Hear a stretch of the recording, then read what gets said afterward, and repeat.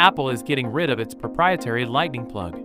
Instead, the new iPhone 15 series will have USB-C ports. This is because EU rules say that all new smartphones must come with a Type-C connection type. Apple is keeping its promise, but a new leak shows that the brand may be going all out by offering the latest standards and fast transfer speeds. A story by Charger Lab shows new live pictures of the iPhone 15, 15 Plus, and 15 Pro Max's USB-C connector and PCB board. The publication has also made some claims based on what they could learn from these images. For example, all of the iPhone 15 models seem to have the same USB-C socket hardware. Surprisingly, this socket has a retimer chip, which the publication says is usually found in devices with a USB 4 or Thunderbolt spec USB-C port.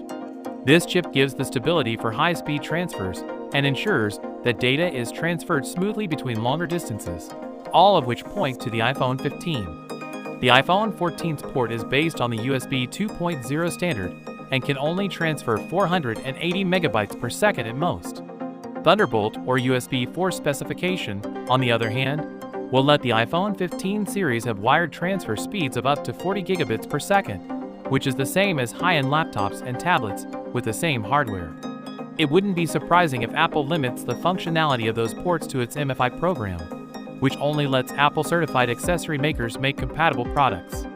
This means that your regular USB 4 or Thunderbolt cables might not be able to take advantage of the fast transfer speed and other features, unless they are MFI approved, but you will still be able to charge your new iPhone with most USB-C cables, which is good and will save most people money in the long run.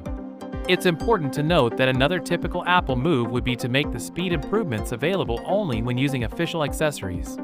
Sure enough, back in the month of February we known that the iPhone 15's USB-C port will be programs locked to restrict both data and charging speeds when not connected to Wi-Fi cert. So with that being said, let me know your thoughts in the comment below.